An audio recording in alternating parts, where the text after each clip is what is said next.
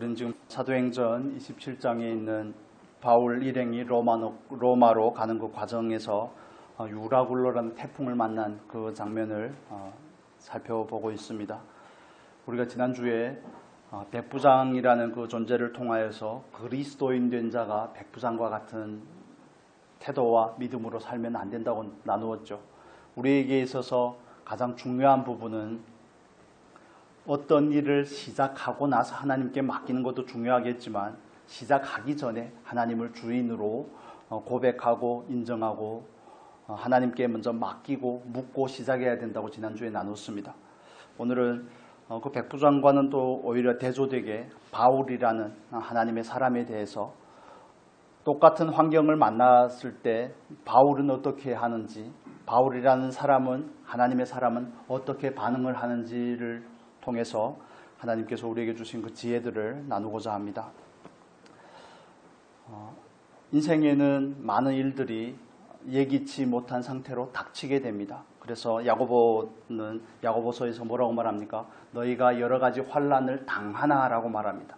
그냥 자연스럽게 찾아오는 것이죠. 때론 잘못된 선택 때문에 우리가 자의적으로 취한 어떤 선택의 결과로 인해서 만나게도 되지만 때로는 그냥 예고 없이 닥치는 게 인생입니다.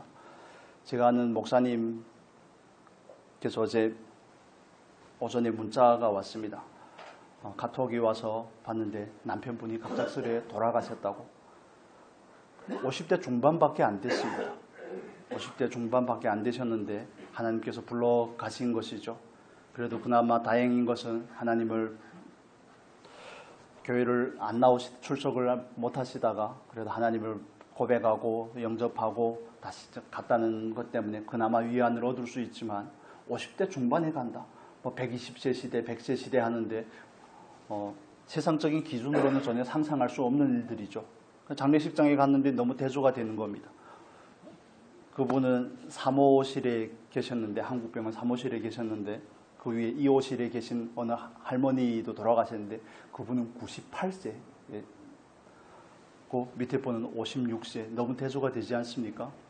제가 말씀을 드리고자 하는 것은 우리가 원하든 원하지 않든 많은 일들은 자연스럽게 겪을 수밖에 없습니다. 그런 상황 가운데서 우리가 하나님 앞에서 어떤 마음의 중심을 가지고 어떤 존재의 양식과 태도를 가지고 살아가는가가 굉장히 중요하다는 것을 말씀을 드리려고 하는 것입니다. 백부장은 백부장이기 때문에 그렇게 선택할 수밖에 없습니다. 자기의 경험과 능력을 의지하는 것이죠.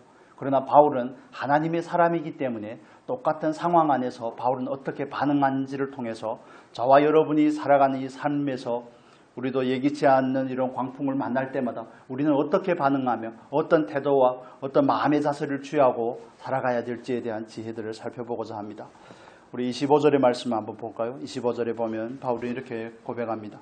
그러므로 여러분이여 안심하라. 나는 내게 말씀하신 그대로 되리라고 하나님을 믿노라. 바울의 고백에는 많은 내용을 포함하고 있습니다. 같은 그레데라는 그 섬이지만 미항이라는 작은 항구에서 겨울을 나기에 적절하지 않아서 그 부분은 모든 사람이 동의하는 것이죠. 그래서 조금 더 큰 항구인 65km 정도 서쪽으로 가면 베닉스라는 항구가 있는데 거기에 가서 겨울을 나고 겨울이 지나면 봄이 되어서 다시 로마로 가고자 하는 의견에 모든 사람이 동의를 하게 된 것입니다. 그런데 바울이 제안을 하지 않습니까? 내가 볼 때 이 항해가 우리에게 많은 피해를 가져다 줄 것이라고 바울이 표현을 하죠. 그럼에도 불구하고 자기들의 경험과 자기들의 능력을 따라서 결정하게 됨으로 인해서 유라굴로라는 광풍을 만나게 됩니다. 때로는 우리가 자기의 뜻대로 행함에 있어서 하나님께서 우리에게 주는 경고이기도 하고 결과이기도 합니다. 어떤 길은 사람의 보기에는 바르나 필경은 사망의 길이로다 라고 잠언은 우리에게 반복하여 강조해주고 있습니다. 여기서 바울이 이런 똑같은 상황을 만나고 나서 그 상황 가운데 같은 배를 탔기 때문에 바울은 이 항해에 하나님께서 미리 그에게 알게 하심으로 인해서 많은 피해가 있다는 것을 그가 깨달았지만 그러나 같은 배를 탔기 때문에 고난이 와도 그대로 그냥 오롯이 같이 감당을 하는 겁니다. 이 부분은 후에 나누겠지만 제가 말씀을 드리고자 하는 것은 이 부분입니다. 바울에게 있어서 가장 중요한 것은 모든 일이 결국 하나님의 뜻대로 된다는 그 믿음이 전제가 되어 있다는 겁니다. 사실 사도행전 27장에서 말하고자 하는 것은 유라굴라라는 광풍을 만났을 때 우리가 어떤 믿음의 태도를 취해야 되는가, 이 부분도 중요하지만 그러나 그것보다 훨씬 더 중요한 것은 하나님께서 로마로 가는 여정에 광풍을 만나든 사람이 선택이 잘못되었든 백부장의 판단이 잘못되었든 선주와 선장을 의지하든 모든 환경과 모든 사람의 그런 부정적인 요소들이 있을지라도 하나님은 하나님의 말씀대로 이루신다는 것을 보여주고자 하시는 것입니다. 그래서 이 본문에서 주인공은 바울이 아닙니다. 백부장은 더더욱 아니죠. 선주와 선장도 아니고 오직 하나님의 뜻은 하나님께서 이루신다는 것입니다. 그래서 나는 하나님께서 나에게 말씀하신 대로 되리라고 바울이 고백을 하는 것처럼 저와 여러분이 먼저 하나님 앞에서 이해를 하고 받아들여야 될 부분은 모든 만사는, 세상 만사는 하나님의 뜻대로 된다는 것을 믿으시기를 축복합니다. 내 뜻대로 되는 것이 아니라는 겁니다. 하나님은 하나님의 뜻대로 하시는 것입니다. 하나님께서는 아브라함을 부르셔서 이스라엘 백성들을 400년 동안 애굽에서 지내게 함으로 그 한 가정이 75명이라는 그 야곱의 가족이 애굽에 내려갔지만 400년이 지나고 나서 한 민족이 되게 하고자 하는 그 계획을 가지고 있으셨습니다.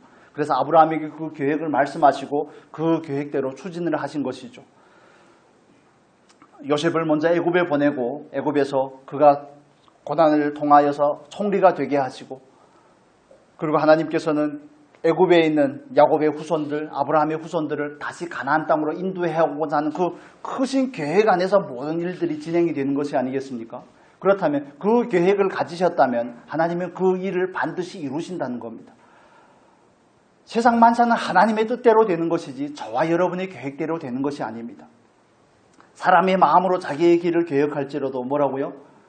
그 길을 인도하시는 분은 여호와시니라. 정말 주일학교 아이들도 외우는 말씀이 아닙니까? 그런데 나는 과연 그 말씀을 믿고 있는지에 대해서 다시 한번 여쭙고 싶은 것입니다.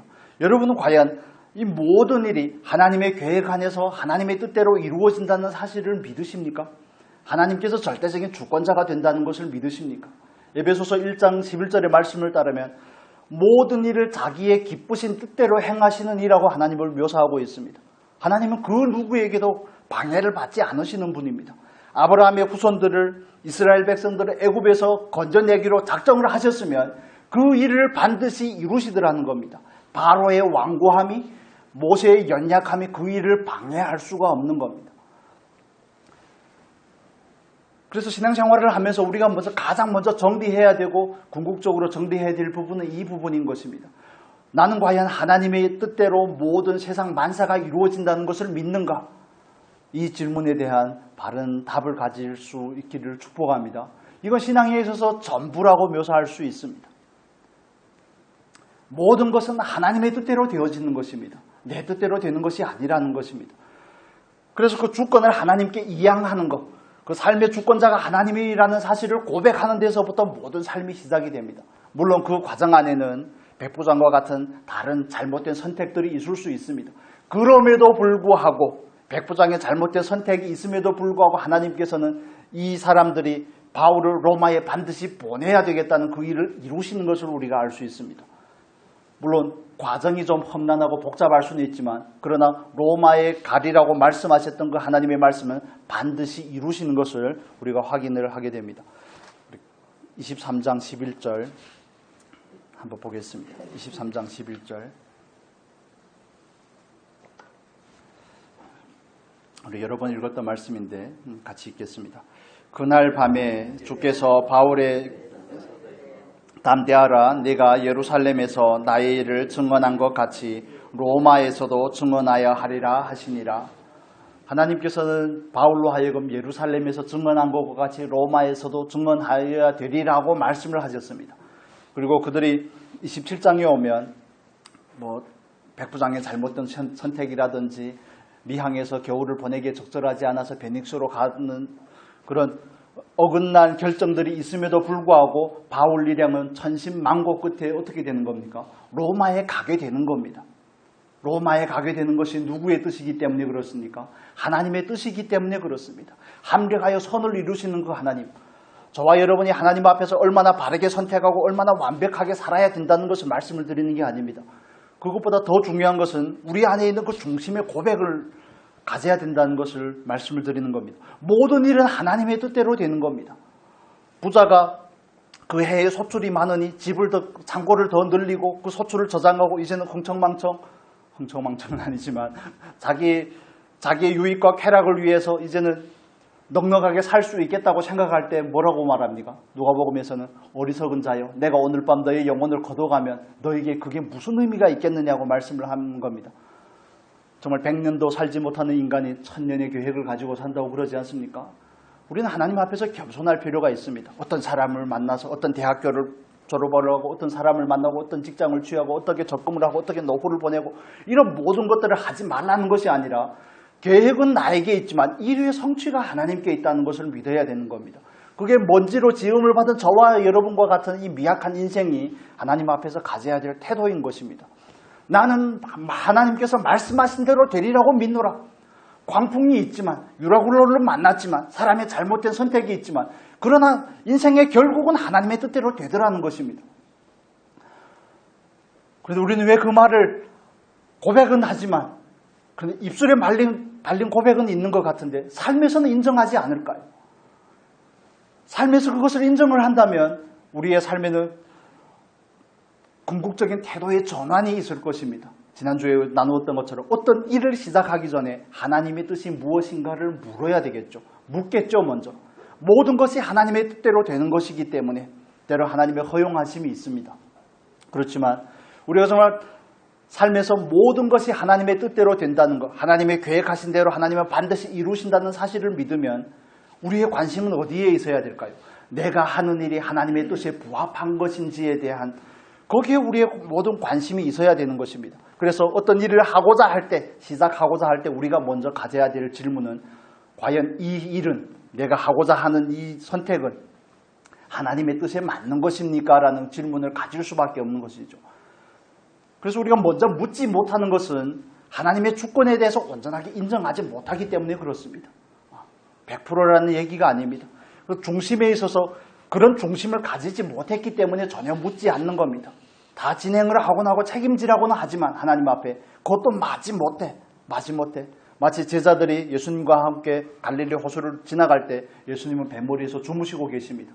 그럴 때 제자들은 큰 풍랑을 만나지 않습니까? 자기들이 아무리 용을 써보고 정말 별짓을 다 해봐도 안 되니까 그 다음에야 예수님이 눈에 들어오는 게 아니겠습니까?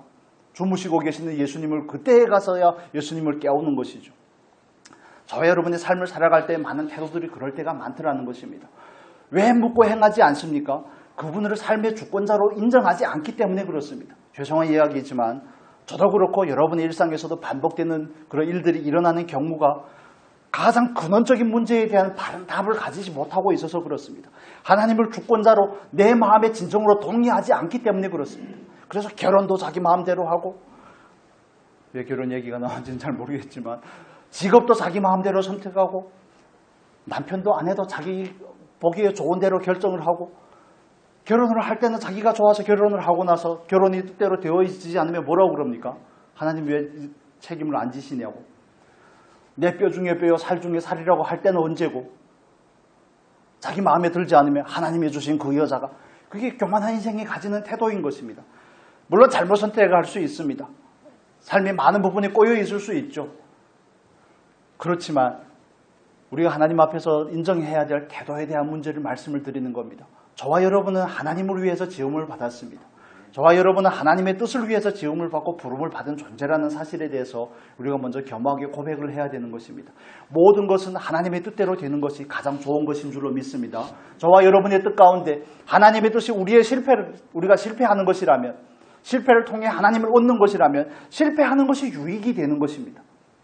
승승장구하는 것보다, 세상의 기준을 따라 성공하는 것보다, 많은 부를 축적하고 이루는 것보다, 물질적인 자유를 누리는 것보다, 정말 평안하고 안정적인 노후를 보내는 것보다 하나님께서 하나님의 뜻이 저와 여러분에게 때로는 고난을 경험하게 하고 실패를 경험하는 것이라면 그게 우리에게 있어서 가장 좋은 것이라는 것을 우리가 인정할 수 있는 그런 믿음들이 필요하다는 것입니다.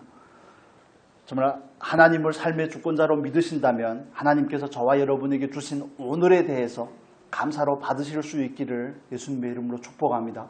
원망과 시비를 하지 마시고 한번 받아보고자 하셨으면 좋겠습니다. 왜라는 질문이 필요합니다. 그 부분은 다시 설명을 드리겠습니다. 그래서 나는 과연 하나님의 뜻대로 된다는 사실을 믿는가? 세상 만물이 하나님의 말씀으로 지음을 받았고 하나님의 뜻 가운데서 하나님의 목적을 위해서 하나님의 계획 가운데 말씀으로 지음을 받았고 결국에는 그 말씀대로 이루어지며 궁극적으로 하나님의 뜻을 이룰 것이라는 사실에 대해서 나는 믿는가? 인생의 주인이 내가 아니라는 사실을 믿는가? 나는 하나님의 크신 그 경륜이라는 계획이라는 그 뜻 가운데 그냥 한 역할을 하기 위해서 지음을 받았다는 사실을 믿는가? 그러면 우리는 하나님 앞에서 정말 퍽이나 겸손해질 것입니다. 짧은 인생을 무엇을 위해서 사는 것이 가장 바람직한지, 가장 성공된 것인지에 대해서 바른 답을 가지게 될 것이죠. 세상의 기준을 따르는 성공이 아니라 저와 여러분의 삶에서 하나님을 주권자로 인정하고 저와 여러분의 삶에서 하나님의 뜻이 이루어지는 것이 베스트인 줄로 믿습니다. 그게 그리스도인이 가져야 될 고백인 것입니다. 물론 저도 그러지 못할 때가 너무 많습니다. 하나님을 향해서 그 불만이 섞인 왜가 나올 때가 너무 많죠. 왜 그러십니까, 하나님? 왜 들어주지 않으십니까? 왜 열어주지 않으시고 왜 외면을 하십니까? 하는 그런 완전한 불만까지는 아니지만 감사가 아닌 투로 넋두리를 할 때가 많죠. 인생이 가진 연약함입니다. 그걸 받아들이는데 시간이 필요하기 때문에 그런 것이죠. 그러나 그런 과정들을 통해서 우리가 정말 하나님께서 나의 삶의 참된 주인이라는 사실을 알아간다면 그것보다 더 복된 일이 없을 줄로 믿습니다. 그래서 첫 번째 드리는 주제는 나는 하나님께서 역사의 주권자가 된다는 사실을 믿는가라는 질문을 드렸습니다.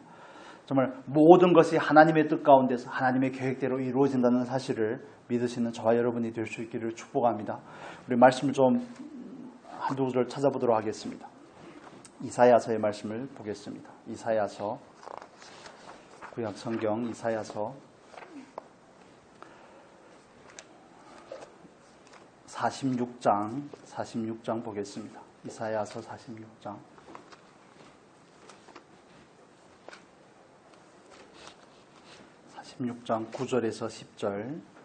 9절에서 10절 같이 읽겠습니다. 너희는 옛적 일을 기억하라. 나는 하나님이라. 나 외에 다른 이가 없느니라. 나는 하나님이라. 나 같은 이가 없느니라. 내가 시초부터 종말을 알리며 아직 이루지 아니한 일을 옛적부터 보이고 이르기를 나의 뜻이 설 것이니 내가 나의 모든 기뻐하는 것을 이루리라 하였노라. 아멘. 하나님께서는 전지전능하신 분이십니다. 시초부터 종말을 알리셨으며 시작할 때부터 이미 끝을 알고 계시는 하나님이시죠. 하나님께서는 모든 것을 처음부터 마지막까지 이미 알고 계시는 것입니다. 하나님께서 이렇게 말씀을 하십니다. 나의 뜻이 설 것이며 저와 여러분의 계획이 서는 게 아니라는 겁니다. 하나님의 뜻대로 하실 것이라는 겁니다. 나의 모든 기뻐하는 것을 이루기 위해서 하나님은 이 세상을 만드시고 저와 여러분을 지으시고 우리에게 모든 삶을 주시고 그 삶 가운데서 궁극적으로는 하나님의 뜻이라는 그 결과를 이루기 위해서 하나님은 오늘도 열심을 내고 계시는 줄로 믿습니다. 타락한 아담과 하와 그 전 인류가 죄 가운데 빠져서 사망에 이룰 수밖에 없는 그 운명에 처한 그 사람들을 불쌍히 여김으로 인해서 하나님의 그 긍휼로 인해서 여자의 후손에 대한 약속을 주시고 정말 역사 가운데 그 많은 고난과 역경들이 있음에도 불구하고 꿋꿋이 여자의 후손인 예수 그리스도를 이 땅에 보내시는 그 하나님을 여러분 믿으셔야 됩니다. 하나님은 한번 말씀하시면 반드시 이루신다는 사실입니다. 하나님의 뜻이 설 것입니다. 하나님은 모든 하나님의 기뻐하시는 일을 이루실 것입니다. 그렇다면 우리의 관심은 주권자가 되시는 하나님의 관심이 무엇입니까? 하나님의 뜻이 무엇입니까? 라는 질문을 가지셔야 되죠. 왜 하나님이 없이 하나님과 상관없이 삶을 살려고 하십니까? 왜 그렇게 선택하려고 하십니까? 그건 정말 유로글로와 같은 광풍을 자초하는 일들입니다. 정말 어떤 의미에서 볼 때는 저와 여러분의 삶 가운데서 만나는 많은 환난 가운데 많은 것은 우리가 스스로 선택한 것입니다. 우리가 스스로 정말 죄송한 얘기지만 우리가 스스로 초래한 일들이 너무너무 많습니다. 그리고 우리는 하나님께 맡기죠. 하나님께 맡기는 것이 아니라 하나님을 원망하죠. 사람을 원망합니다. 환경을 원망합니다. 왜 그랬냐고. 자기 스스로를 돌아보며 하나님 앞에서 점검하고 회개하고 반성하고자 하지는 않죠. 우리 두 번째 주제로 넘어가겠습니다. 본문에 와서 다시 한번 보겠습니다.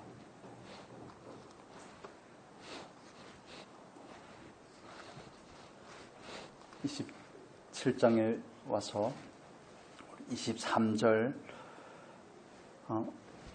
우리 21절의 말씀을 보겠습니다. 21절 같이 읽겠습니다. 여러 사람이 오래 먹지 못하였음에 바울이 가운데 서서 말하되 여러분이여 내 말을 듣고 글에 대해서 떠나지 아니하여 이 타격과 손상을 면하였더라면 좋을 뻔하였느니라. 아멘. 여러분, 이 과정을 우리가 여러 번 읽었지만 그 과정을 집에 돌아가셔서 꼭 새번역이나 쉬운 성경 이런 것들로 한번 다시 읽어보셨으면 좋겠습니다. 그들이 광풍을 만났는데 그들이 할 수 있는 일은 아무것도 없습니다. 배에 있는 물건들을 버리고 배에 있는 기구들을 버리고 쫓겨가는 것이고 그냥 표류하는 일밖에 사람들이 할 것이 없습니다. 바울의 입장에서 좀 억울하지 않을까요? 진작에 내 말을 좀 들을 것이지, 내 말을 듣고 떠나지 않았다면 얼마나 좋았겠냐는 그런 억울함이 있지 않겠습니까? 그런데 바울은 오히려 그들에 대해서 원망이나 불평을 하지 않는 것을 우리가 볼 수 있습니다. 하나님의 사람은, 첫 번째 주제는 하나님의 사람은 하나님의 주권자로 인정하는 것이고, 두 번째는 하나님의 사람인 바울을 통해서 우리가 알 수 있는 것은 하나님의 사람은 온유합니다. 하나님의 사람은 온유합니다. 가령 선택이 잘못되었다 할지라도 공동체라는 이 안에서, 가정이라는 이 틀 안에서 그냥 예를 드는 겁니다. 가정의 그 한 일원이 잘못된 선택으로 인하여서 가정의 어떤 역경이나 환난을 만나게 되었다고 할지라도 우리는 그 과정 가운데서 사람을 탓하는 것이 아닙니다. 공동 운명체가 되었기 때문에 막상 환난을 만났을 때 가장 중요한 것은 누구를 탓하는 게 아닙니다. 탓한다고 해서 문제가 해결이 되지 않습니다. 관계만 나빠질 뿐입니다. 그래서 우리가 유라굴로라는 이 광풍에 대한 사건을 전후로 우리가 살펴보면 우리가 마땅히 가져야 될 태도에 대해서 정리하면 이렇습니다. 저와 여러분이 환난을, 우리의 잘못된 선택으로 인해서 환난을 만나게 되는 그 전후의 순서도 마찬가지죠. 일단 시작하시기 전에 물어야 된다는 것을 지난주에 정말 반복해서 말씀을 드렸습니다. 시작하기 전에 먼저 물어야 됩니다. 아니다 싶으면 시작하지 말아야 되죠. 그러나 가령 우리가 온전하게 분별할 수 없기 때문에 잘못된 선택을 할 수가 있습니다. 우리가 가진 연약함이고 정말 지식과 지혜의 부족함이죠. 가령 잘못된 선택을 하여서 환난을 당하였다면, 환난을 당하였을 때 우리가 취해야 될 태도는 그 환난을 어떻게 극복할 것인가 합니다. 그 환난을 어떻게 해결할 것인가. 우리가 하나님 앞에서 이런 지식들을 가지고 있습니다. 가장 근본적인 것은 어떤 문제를 만났을 때 문제의 해결이 아니라 본질적인 변화입니다 라는 우리는 이렇게 모시는 고백을 할 수가 있습니다. 아니요, 두 가지가 다 필요한 것입니다. 환난을 만났으면 우리에게는 두 가지의 태도가 다 필요한 것입니다. 우선 먼저 있어야 될 것은 어떻게 그 문제를 해결할 것인가입니다. 그 상황 가운데서 하나님을 바라볼 것인가입니다. 그 상황 가운데서 어떻게 하나님의 긍휼과 은혜를 구할 것인가 하는 것은 굉장히 중요한 문제입니다. 물론 거기에서 우리는 어떻게라는 질문도 가져야 되지만 왜라는 질문도 가져야 되죠. 그거는 근원에 대한 반성입니다. 근원에 대한 점검이죠. 왜 이런 일을 만나게 되었는가? 다음에는 어떻게 해야 되겠는가? 라는 이런 점검과 반성이 필요하지만, 그러나 중요한 것은 이미 일을 만났는데 반성한다고 일이 달라집니까? 그건 근원적인 변화를 위한 왜라는 질문이고, 저와 여러분에게 중요한 것은 그 일을 만났으면 그 일을 대면하고 그 일을 마음을 다하여서 해결하고자 하는 것입니다. 가정에서 어떤 선택을 잘못해서 한 사람의 잘못된 선택으로 가정 모든 공동체가, 가족 구성원 전체가, 가정 전체가 어려움을 만났다고 칩시다. 상대방을 향하여서 원망을 한다고 뭐가 달라질 일이 있습니까? 달라지지 않습니다. 관계만 나빠질 뿐입니다. 그럴 때는 어떻게 하든지 정말 삼겹줄은 쉽게 끊어지지 않는다고 그러죠. 어떻게 마음을 합하여 같이 기도하고 같이 헤쳐나갈 것인가? 이 문제를 어떻게 해결할 것인가? 선장은 선장대로, 선주는 선주대로, 백부장은 백부장대로, 바울은 바울대로 어떻게 공동 운명체가 되어서 한 배를 타고 환란을 만난 그 상황에서 어떻게 이 문제를 해결할 것인가가 더 중요한 것입니다. 교회에서도 마찬가지입니다. 저와 여러분이 섬기는 교회에서도 전후 맥락을 여러분 다 잘 알고 계시기 때문에 이때까지 여기까지 오기에 모든 과정을 알기 때문에 예전에 그러지 않았더라면, 예전에 그랬더라면 이런 선택에 대한 아쉬움들이 있지 않겠습니까? 그러나 지금에 와서 그걸 돌아보며 우리가 점검을 하고 하나님 앞에서 근원적인 부분을 바로잡아야 되는 것은 굉장히 중요한 문제가 맞습니다. 그렇지만 지금 만난 문제에 대해서 우리는 어떻게 이 문제를 합심하여 하나님을 의뢰하면서 이 문제를 대면하고 해결할 것인가 하는 문제가 못지않게 중요하다는 사실을 이해할 필요가 있습니다. 하나님의 사람은 온유한 것입니다. 시비하고 다투지 않습니다. 그 누구에게 책임을 전가하지 않습니다. 그게 과연 하나님의 사람이고 성령의 사람인 줄로 믿습니다. 남편을 탓해봐야, 아내를 탓해봐야, 자녀를 탓해봐야 뭔 소용이 있겠습니까? 이미 다 벌어진 일인데. 그렇다면 그 과정 가운데서 하나님의 긍휼을 구해야 되는 것이죠. 하나님의 도우심을 구해야 되는 것이죠. 어려움을 만났다면 야고보가 말하는 것처럼 장로들을 청하여 하나님을 위해서 기도해야 되는 거죠. 연약한 자를 위하여 마음을 다하여서 하나님을 위해서 기도해야 되는 것입니다. 그래서 우리가 이 본문들을 쭉 읽어보면 배에서 행선하는 가운데 각자의 역할들을 충실하게 감당하고 있는 것을 볼 수가 있습니다. 바울은 하나님의 종으로서 그들에게 절망 가운데서 구원의 여망마저 끊어진 그 상황에서 그들에게 용기를 북돋아 줍니다. 내가 속한 바, 내가 섬기는 하나님이 나에게 어떻게 계시하셨고 어떻게 말씀하셨는지를 그들에게 말씀함으로 인해서 하나님의 본심은 평안이요 절망이 아님을 그들에게 말씀함으로 인해서 그들에게 용기를 북돋아 주는 것입니다. 그래서 안심하라는 표현이 여러 번 나오죠. 안심하라는 겁니다. 두려워하지 말라는 겁니다. 배는 파선이 될지만 목숨은 부지하게 될 것이라고 말하는 것입니다. 여러분은 어떻습니까? 어떤 일이 생기면 다른 사람을 원망하고 불평하기에 급급합니까? 아니면 그 과정 가운데서 나의 역할을 충실하게 하고자 합니까? 교회의 문제든 가정의 문제든 모든 것은 다 똑같습니다. 공동체라는 것은 마찬가지입니다. 나라의 명운도 마찬가지죠. 어떤 대통령을 선택하는가에 따라서 그 모든 결과들이 달라질 때마다 우리는 그 누군가를 정죄하고 판단하는 일에 너무 열을 냅니다. 그걸 어떻게 개선하기 위해서, 바꾸기 위해서 나는 무엇을 하는가를 정말 가슴에 손을 얹고 생각을 해봐야 될 부분입니다. 판단을 하고 정죄를 한다고 뭐가 달라집니까? 제가 신학교 다닐 때 신학교를 다니면 사람의 구조가 조금 이상해집니다. 처음에는 열정이 가득해서 가지만 점점 열정은 식어버리고 지적인 부분만 강화가 돼서 나름대로는 예리하고 날카롭고 하지만 교만에 빠지게 되는 것입니다. 자꾸 판단하고 정죄하는 일들을 합니다. 말로는 한국 교회를 걱정하는 것처럼 말하고 잘못된 부분들을 말하고 있지만 그 잘못된 부분들에 대한 해결책이라든지 그 잘못된 부분을 향해서 나는 무엇을 해야 될지에 대한 반성이나 그런 건 전혀 없습니다. 그냥 날카롭게 판단을 하고 비판을 하려고 하는 것뿐이죠. 여러분 유튜브 같은 데도 보면 그냥 사회적인 한 단면이지만 정치적인 문제에 대해서 대통령이 뭐라고 말씀을 한마디라도 하면 그 문제에 대해서 옥신각신 맞고 틀리는 이런 옳고 그름에 대해서 논하는 얘기들만 가득합니다. 누가 맞고 누가 틀릴지는 결과적으로 보면 알겠지만 그러나 더 중요한 것은 옳고 그름의 문제가 아닙니다. 물론 바른 기준을 갖지 말라는 것이 아니라 잘못했다면, 잘못되었다면 잘못된 것을 어떻게 해결해야 될 것인지 나는 그걸 위해서 어떤 헌신, 나는 그것을 위해서 내 역할을 어떻게 충실하게 감당해야 될지에 대해 초점을 맞춰야 된다는 겁니다. 저와 여러분이 그리스도인으로서 나라의 문제든 교회의 문제든 가정의 문제든 대할 때도 태도는 똑같습니다. 방법은 똑같아야 됩니다. 어떻게 지금 당면한 문제 가운데서 왜라는 질문을 물어서 하나님을 얻는 것, 본질적인 변화를 추구하는 것, 이건 가장 우선적이 되어야 되는 것이지만 두 번째는 뭡니까? 만난 문제에 대해서 어떻게 하나님의 은혜를 구할 것인지, 어떻게 기도로 나아갈 것인지가 훨씬 더 중요하더라는 겁니다. 환경을 원망하고 사람을 원망하고 그러다 보면 그 모든 원망이 누구에게로 갑니까?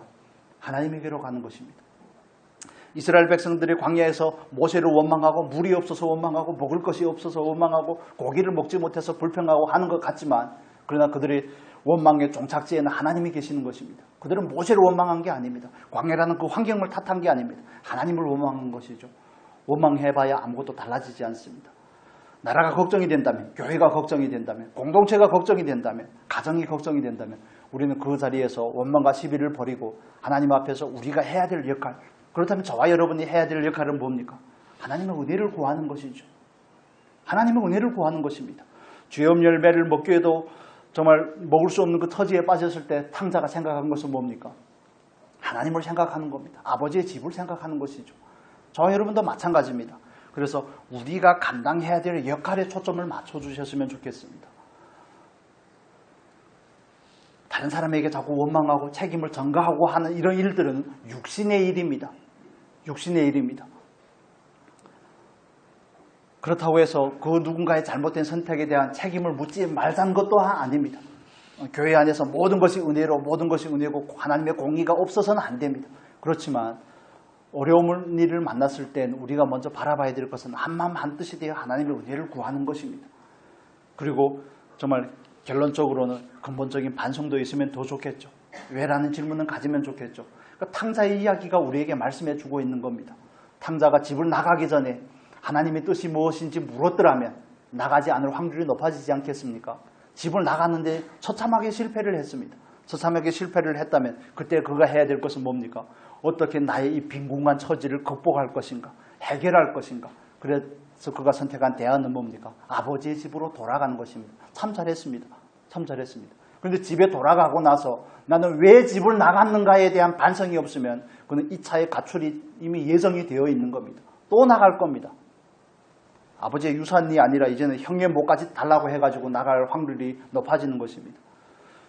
그래서 근원적인 문제에 있어서는 왜라는 질문을 가지는 점검이 굉장히 중요합니다. 그렇지만 그 상황에 맞닥뜨렸을 때는 그 상황을 어떻게 헤쳐나갈지에 대한 하나님께서 나에게 용기를 주셔야 되고 믿음을 주셔야 되고 붙잡아 주셔야 되고 은혜를 베푸셔야 되고 하는 이런 일련의 문제들에 대한 구체적인 해결과 솔루션도 그만큼 중요하다는 겁니다. 그래서 이 두 가지가 균형을 가졌으면 좋겠습니다. 왜라는 문제와 본질적인 문제와 어떻게라는 문제. 우리는 어떻게라는 문제를 너무 강조하면 마치 믿음이 없는 것처럼 생각을 합니다.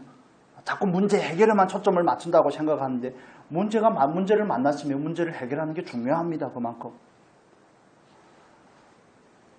우리 하나님 앞에서 두 가지에 있어서 균형을 가지셨으면 좋겠습니다. 그리고 우리가 방금 말씀을 드렸던 것처럼 하나님의 사람은 원유한 것입니다. 하나님의 뜻에 자기를 맡기는 것이죠. 그게 가령 잘못된 선택이 되었다 할지라도. 그리고 우리가 한 가지 또 살펴볼 부분은 바울의 고백입니다. 23절, 24절 같이 보겠습니다. 23절, 24절 같이 읽겠습니다. 내가 속한 바 곧 내가 섬기는 하나님의 사자가 어젯밤에 내 곁에 서서 말하되 바울아 두려워하지 말라. 내가 가이사 앞에 서야 하겠고 또 하나님께서 나와 함께 항의하는 자를 다 내게 주셨다 하였으니 아멘. 여기서 우리가 본문에서 알 수 있는 것처럼 이튿날이 되었을 때 짐을 바다에 버리고 셋째 날이 되었을 때는 배의 기구들을 버리고 여러 해 동안 해와 달도 보이지 않고 그들의 구원의 여망마저 사라진 상황입니다. 여러 날이 지났습니다. 그때까지 바울은 배에 있는 사람들을 향하여 아무 메시지도 바라지 않습니다. 아무 말도 하지 않습니다.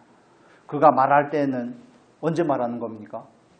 23절에 말하는 것처럼 하나님의 사자가 어젯밤에 내 곁에 서서 나에게 말하고 나서 말하는 겁니다. 뭐가 그렇게 복잡하냐 이렇게 생각할 수도 있겠지만 그게 그리스도인이 살아가는 태도입니다. 정말 여러분 우리가 교회에서 목장 모임을 하고 지체끼리 서로 삶을 나누고 하다 보면 권면 비슷한 걸 할 때도 있고 서로의 어려움에 대해서 의견을 낼 때도 있습니다. 정말 겸손하셔야 됩니다. 훈수를 두시면 안 됩니다. 그냥 아무렇지도 않게 답을 툭툭 던지면 안 된다는 겁니다. 우리는 삶을 나누는 겁니다. 그 사람을 먼저 받아주는 게 먼저입니다. 지금 목숨이 경각에 있는데 바울이 그들을 원망한다고 아무것도 달라지지 않습니다. 바울의 책임은 거기에서 자기의 역할을 충실하게 하는 겁니다. 바울이 해야 될 충실한 역할은 하나님의 사람으로서의 역할입니다. 하나님이 그에게 주신 계시를 그들에게 전달하는 것. 이게 바울이 해야 될 처음과 나중입니다. 그 이상도 그 이하도 아닙니다. 그가 뭐 뱃일에 익숙한 사람도 아니겠거니와 어떻게 배에 대해서 구체적으로 뭘 할 수 없기 때문에 그는 하나님의 사람으로서 배에 있는 것이고 그가 해야 될 일은 하나님께서 계시하신 말을 말하는 것입니다. 제 이야기를 잠깐만 드리면 목회자니까 여러분은 아니라고 여러분도 가끔씩 그러겠지만 여기저기에서 전화를 하고 이것저것 묻고 상담을 할 때가 많습니다. 이것저것 물어보고 하면 어떨 때는 정말 아무것도 모르겠습니다. 무엇을 말해야 될지 어떻게 말해야 될지 그럴 때는 정말 아무것도 모르겠습니다. 그럴 때마다 제가 하는 변명이 있습니다. 그래서 같이 기도합시다. 그건 아무것도 모르겠다는 뜻입니다. 하나님께서 뭐라고 계시하셨는지 내 안에 뭐 아이디어가 없다는 겁니다. 하나님이 주신 아이디어가 없다는 겁니다. 그냥 세상적인 기준으로는 할 말이 많을 수 있습니다. 그렇지만 그저 기도합시다는 아직도 구체적인 아이디어가 없고 하나님께서 뭘 말하라고 말씀하신 적이 없기 때문에 그렇게 애둘러서 표현을 하는 겁니다. 또 한 가지 경우는 내가 말해도 네가 안 들을 것을 알기 때문에 그렇습니다. 정말 이런 반복적인 경험을 하면서 하나님 앞에서 정말 예전에 한 사건을 겪으면 너무너무 부끄러웠던 적이 있습니다. 북경에서 중국에서 목회할 때 왜 하나님은 저에게 늘 그렇게 연약한 사람들만 많이 붙이시는지 그 한 자매가 있었는데 정말 많은 어려움을 겪고 남편에게 2번이나 버림을 받고 유방암을 얻게 되고 항암 치료를 하는 과정에 이런저런 일들은 너무 많이 만나고 하니까 감당이 잘 안 되는 겁니다. 그래 그런 일들을 집을 사고 하는 이런 일들 아무튼 여러 가지 일들에 대해서 상담을 하고 물어보고 하는데 그때까지도 많이 저도 너무 미숙했던 것 같습니다. 그냥 이 머리가 야곱의 머리를 요만큼 가지고 있습니다. 그래서 머리를 쫙 돌려서 그냥 정확한 답을 알려주었고 제가 말한 그대로 되었습니다. 결과론적으로는. 그런데 그 자매와 얘기하고 나서 집에 혼자 가는데 얼마나 하나님 앞에서 미안하고 얼마나 부끄러운지 모릅니다. 아, 내가 또 하나님 노릇을 했구나. 결과적으로는 제가 그 자매와 상담을 하고 조언을 해주었던 것처럼 되었습니다. 결과적으로는 그 일이 이루어진 건 맞지만 그러나 저 안에는 이런 책망들이 있었죠. 네가 또 네 말을 했구나. 네 지식을 들려줬구나. 네 지혜를 들려줬구나. 이런 것들. 그래서 저와 여러분의 지식이 저와 여러분의 경험이 십자가를 통과해야 되는 겁니다. 이런 정말 쪽팔리는 경험들이 필요한 겁니다. 아, 나는 정말 아무것도 아닌데 또 잘난 척을 했구나. 또 아는 척을 했구나. 하나님에 대해서 요만큼 안다고. 다른 사람에 대해 자꾸 또 훈수를 두는구나. 내가 연배가 더 높다고. 세상적인 경험이 더 많다고. 나이가 더 많다고. 신앙은 이런 것이고 이런 일을 만났을 때는 이래야 되고 이런 식으로 하나님께서 나에게 계시를 한 것만 말씀을 하시기를 예수님의 이름으로 축복합니다. 절대 앞서시면 안 됩니다. 그러면 전혀 유익이 되지 않습니다. 결과는 좋을지 모릅니다. 결과는 좋을 수도 있습니다. 그렇지만 우리가 하나님 앞에서 원하는 것은 단순한 결과만이 아니지 않습니까? 그래서 우리가 정말 하나님 앞에서 하나님께서 나에게 말씀하시고 나서 말하는 저와 여러분이 되었으면 좋겠습니다. 그렇다면 그 하나님께서 나에게 말씀하시기 위해서는 그 기도라는 과정이 필요하지 않겠습니까? 그래서 다른 사람의 문제에 대해서는 기도하지 않았으면 말하지 말아야 됩니다. 사랑이 아니면 말하지 말아야 됩니다. 이게 육신의 본성이 잘난 척으로 오지게 합니다. 얼마나 잘난 척을 하고 자기를 내세우고 싶어 하는지 자기 것을 조금이라도 있으면 자랑하지 못해가지고 안달이 나 있습니다. 여러분 표정으로는 다 아닌 척하지만 자기보다 조금 떨어진다는 그런 잘못된 떨어짐이 아닙니다. 오해하지 않으셨습니다. 자기보다 조금 부족하다고 여겨지는 사람을 만나면 주고 싶어가지고 안달이 납니다. 대표적인 게 자녀들이 있죠. 자녀들을 통해서 공과를 요즘에 열심히 배우고 있습니다. 막 받아치는데 굉장히 어렵습니다. 다른 사람에게 어떻게 하든지 뭘 더 말하려고 뭘 더 주려고 때론 그게 관심이고 사랑일 수도 있지만 그러나 그리스도인이 사는 방식은 그런 방식이 아니라는 것을 믿으시기를 바랍니다. 하나님께서 말씀하시면 우리는 그냥 전달하는 겁니다. 내게 있는 걸 주는 게 아닙니다. 우리는 그냥 전달하는 겁니다. 빨대로서 만족을 하셔야 되는 겁니다. 빨대로서 만족을 하는 겁니다. 그냥 통과하는 통로로서 우리가 만족을 하였으면 좋겠습니다.